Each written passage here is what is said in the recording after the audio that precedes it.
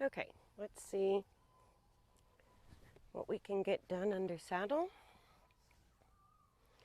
And it's important to note when we're working on balance in rehab that every time we're making an improvement and we're getting a little bit of change in the coordination, even a very positive change is going to create some instability like that through the body, right? So after lunging her walk, trot, and canter, we've sort of played with her coordination.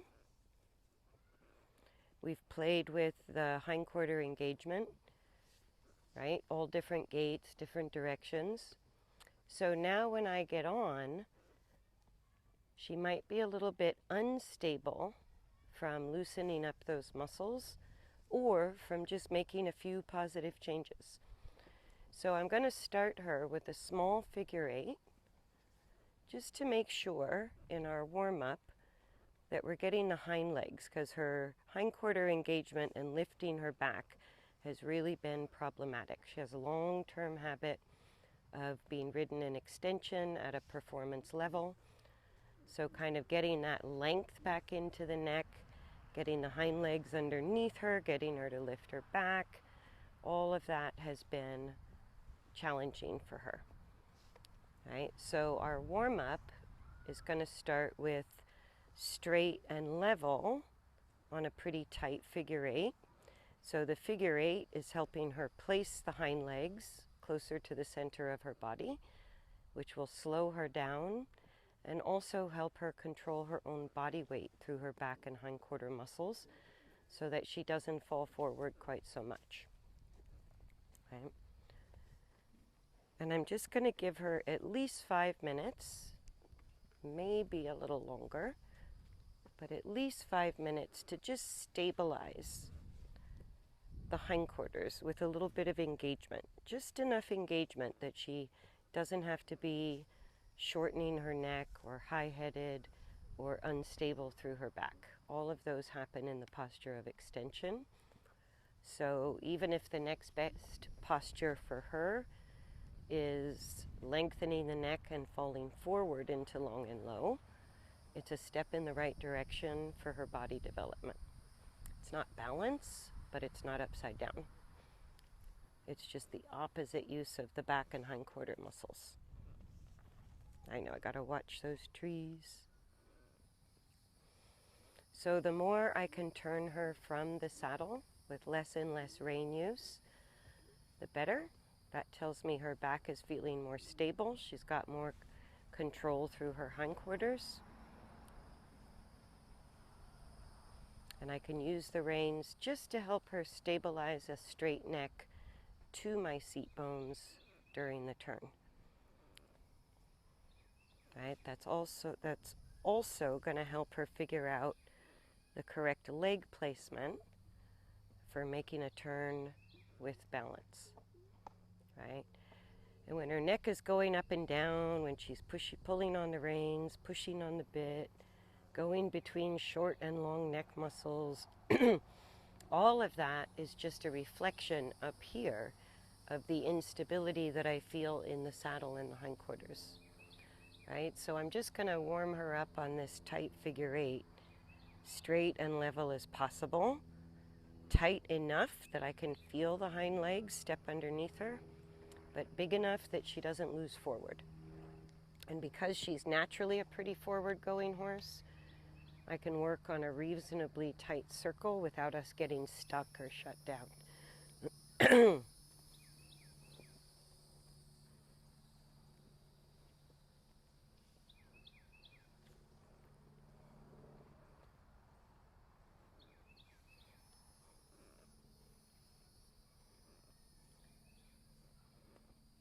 So the more she chooses to slow down, the more without stopping, the more she lengthens her neck, the easier she is to steer from the saddle.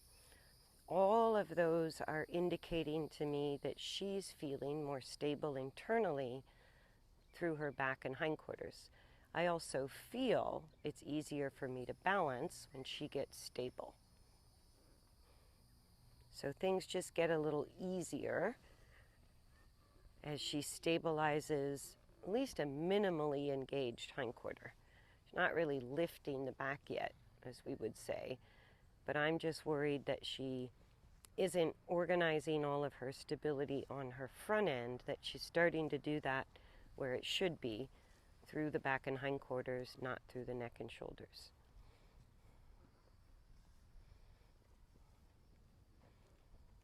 Good. And so the energy's stabilizing a little bit, the speed is stabilizing a little bit, and the turns are feeling easier and easier from the saddle.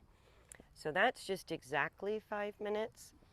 And then what I'm going to do is take her out on kind of a medium-sized circle. I'm not going to give her the whole arena or the whole, it's about maybe 100-foot circle. So I'm going to head out to maybe 75 feet, where when I was making my little figure 8, I was inside of what might be a 50-foot circle, right? So I'm just going to come out a little bit.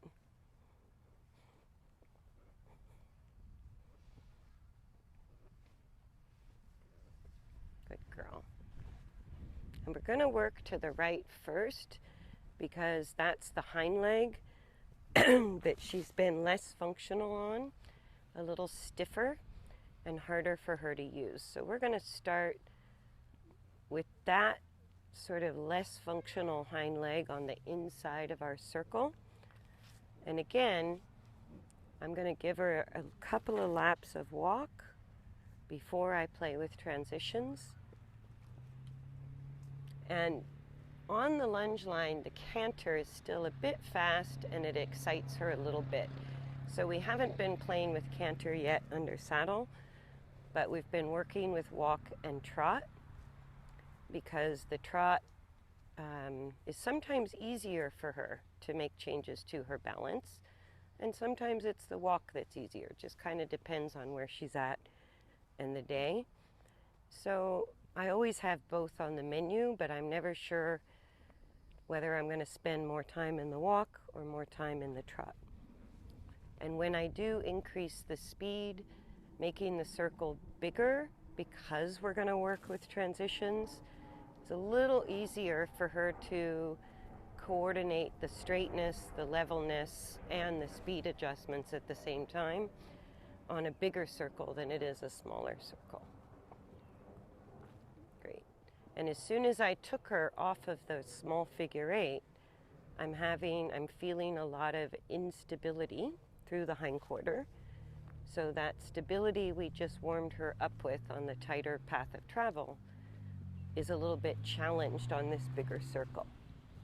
So because she's a little wobbly, we're going to go ahead and just go into basically repeating what we did on the lunge line. So I'm just going to ask for trot. When she stops trotting, we don't want stopping, because that's sort of a push back. No, we don't want stopping. My legs are on and I'm tapping. And I'm just going to let her walk again until she feels more stable. So maybe a lap of walk, and then we'll try another trot transition. Right? So I guide a lot more. I can use my weight, my seat, my legs, my reins to help her coordinate. Now, she offered that, so I'm just going to take it. That's fine. She might be telling me the trot feels a little easier for her today than the walk. Right? I still have to use the reins a fair bit for steering, so it's not a super balanced trot, but it's a good beginning. And if she wants to, she can offer trot, and when she needs to walk, that's always allowable. My job is to use my aids to help straighten the midline and keep it stable, to help level off the back and keep it stable, to give a little bit of leg and see if it helps. to maybe slow her down a little bit and see if it helps. And by helping, I mean it should feel easier to ride and more stable. So even there, I allow the mistake of halt, no big deal, it's just another transition. And then my legs come on, and a light tap with the whip just says, don't stay there. Right? Good. She offered again. That's great. And I'm shortening up the reins, not to keep her slow or hold her back or set her head and neck. I have to shorten the reins with her because she loves to curl and bend her neck. And I need very rapid left and right rein aids just to help her keep her neck straight in front of my seat bones. So as I adjust the rein length, and because she has big fluctuations in her head up, her head down, her neck over curling, her neck straightening, I'm having to be a bit busy with my hands just to try to keep a light connection through the reins. Right? Because she's easy to get forward, she's hard to stabilize. Hercules is kind of the opposite. Easier for him to feel stable, harder to get him forward. So none of us get out for free. We all have to work on something. That's a little better. So that's the stability coming into the walk. Right? And then I'll ask for the trot. Ooh, ooh, ooh. And she kind of fell apart, so I'm going to take my legs off. I'm going to re-stabilize the walk. No, not the halt. Not the halt. Good. Re-stabilize the walk as best I can.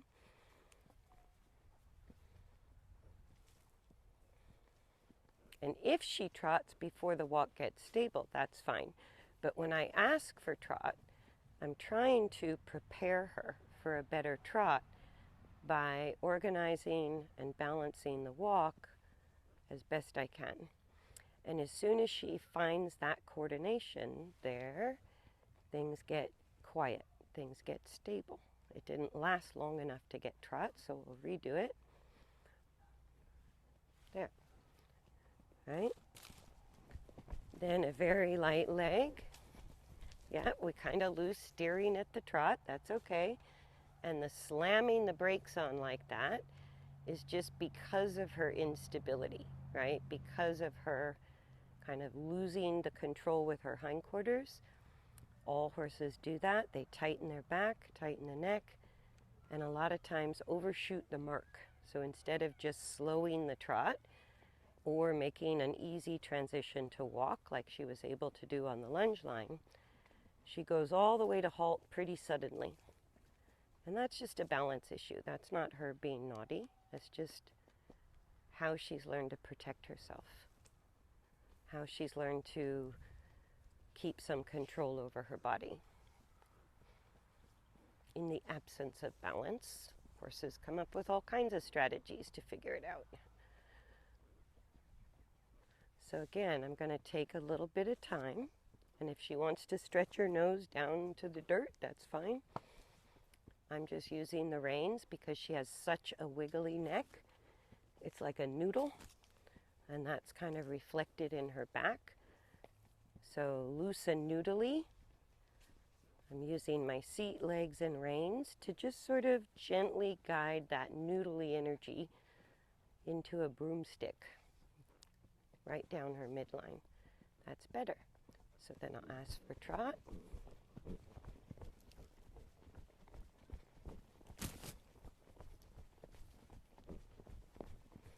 And again, she kind of has a hard time turning at the trot, and she slams on the brakes. That's okay. We just need forward again.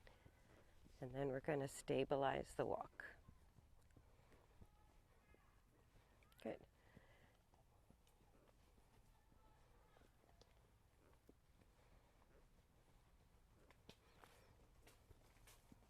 So I think I'm coming up close to the 15-minute mark.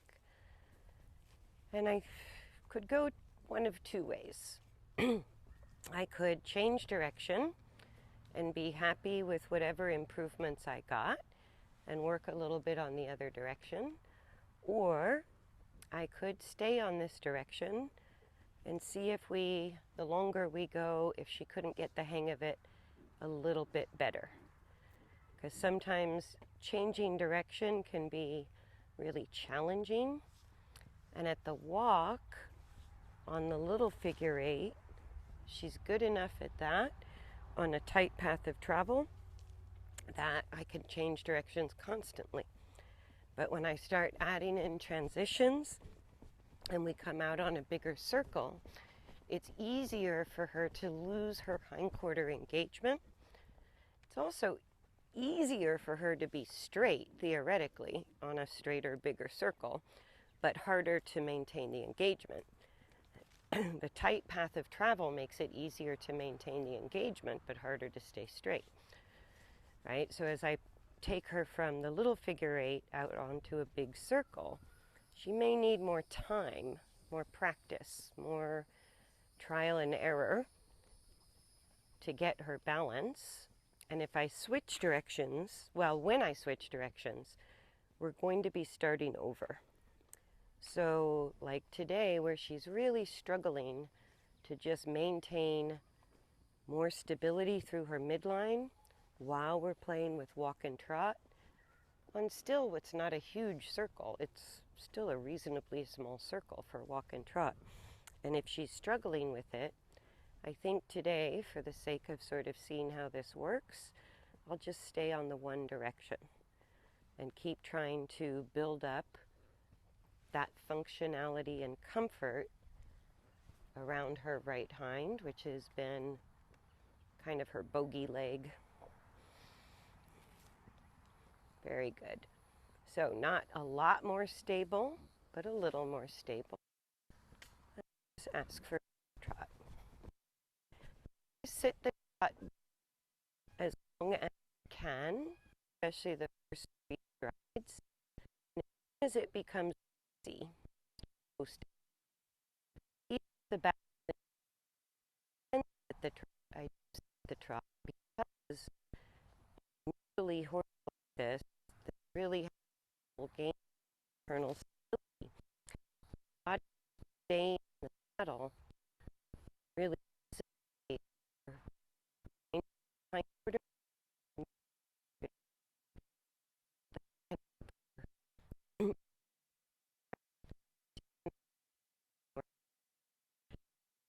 we use